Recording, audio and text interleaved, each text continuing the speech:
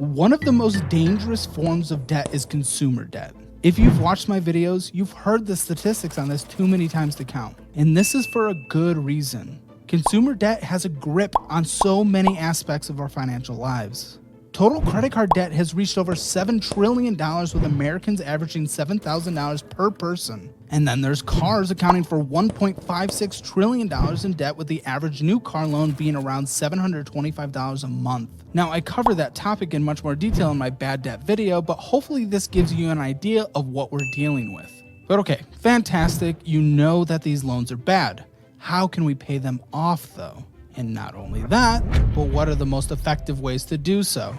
Some of you may be tempted to throw as much money as you possibly can at any of your debt, but I'm happy to tell you that there are two well-taught methods in the financial industry to do this: the debt snowball and the avalanche method.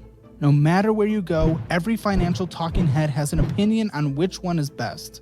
There are tons of articles, videos, books, and shorts outlining the pros and cons of each method. But even though these methods have been well explored, there still isn't a consensus about which one is best. Some pundits love the benefits of the snowball method, while others love the rationale of the avalanche method. So let's explore. What are the pros and cons of each?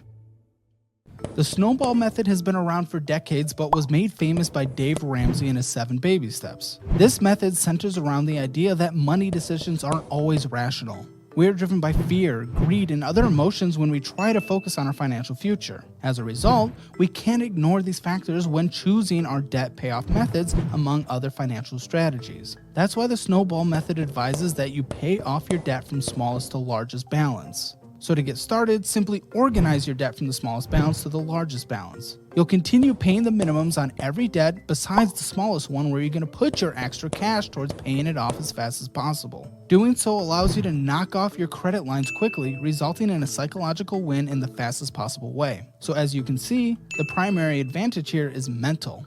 Say you're playing a game with friends. The purpose of the game is to be the first to win 10 rounds. The game begins and you get lucky and win the first round.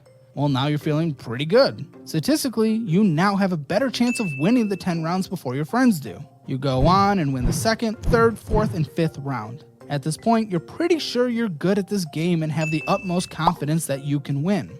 In an alternative timeline, you start the game and don't win the first round. You're not out, but you wonder if something is wrong with your strategy.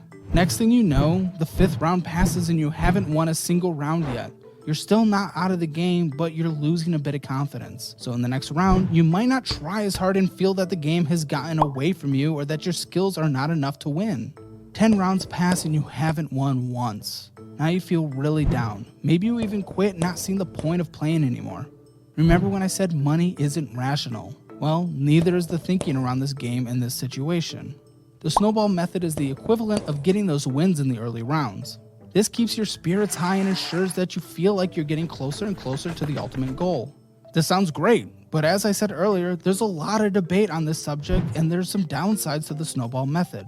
The downside that is most cited is that you may be leaving some high interest debt to be paid off later or even near the end of your journey. As a result, you'll be paying more in interest over time when you could have knocked out those loans early. In the world of 0% financing and the low interest rates that we saw before 2022, you may be stuck paying off loans first that aren't even doing that much damage to you financially. And this is where the avalanche method comes in. With the avalanche method, you pay the minimums on all your accounts, but dedicate any extra payments to the account with the highest interest rate. This method ignores the psychological aspects a bit, but it tends to be the more rational method. Say you have the credit card balance of the average American, which earlier last year was $7,279. At the high end, the minimum payment on that might be around $291 or 4% of the balance. With a 0% interest rate, that means you'll pay it off at about 25 months and only pay that $7,279 payment. But say your debt looks more average and you have a 27% interest rate, which is in line with what we're seeing now. Tack that on without charging the minimum, and you'll have this debt paid off in 35 months with a total payment of $10,122. That's $2,800 in interest alone and a year and 3 months of extra payments. This is an extreme example, but you can see the massive benefit of getting those higher interest rate debts paid off first. Depending on the makeup of the debt you have accrued, this method could save you thousands of dollars over time. At the end of the day, a lot of us could really benefit more from a hybrid approach. For example, you may have 3 credit cards. Credit card 1 has a 20% interest rate and a $3,000 balance. Credit card 2 has a 26% interest rate and a $4,000 balance. And finally, credit card number 3 has a $9,000 balance and a 30% interest rate. In this case, the Snowball method would have you pay off the first credit card first, but the Avalanche method would require you to prioritize the third one. But if you take a look, paying off the middle card gets you the best of both worlds. The balance on credit card 2 is not much higher, but the interest rate is way higher than credit card 1. As a result, it won't take you much longer to pay off credit card 2 than credit card 1, and the interest rate savings could be massive. Credit card 3 has the highest interest rate by far, but the high balance may be too large to wait for. Everyone is different, and at the end of the day, you must assess your financial situation and do what's best for you and your family. In the budgeting program I have linked below, I provide a full-fledged debt calculator. In it, you can choose the Snowball method, Avalanche method, or a hybrid if you choose. We'll elaborate more on the pros and cons of each. Use our calculator to see how long it will take you to pay off your debt based on your budget and goals. Check it out and speed up your debt payoff journey.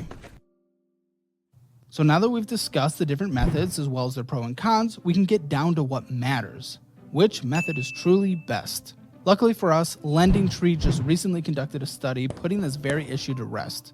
In the Lending Tree study, they took 4 hypothetical debt scenarios. A hypothetical consumer with average debt, a hypothetical consumer with half the average debt, one with a randomized debt profile, and then one with a lot of credit card debt. For each hypothetical person, both the Avalanche and the Snowball method was assigned. They found that the strategies are just about equal. In the most realistic hypothetical with the average debt, they found that the difference in total payments between the Avalanche and the Snowball method are just about the same. The Avalanche won out by a whopping $29. The one person that saw significant savings was the randomized consumer. This consumer happened to have a significant amount of debt with a high APR. Because of that, this customer saw savings as high as $1,292 when following the Avalanche method.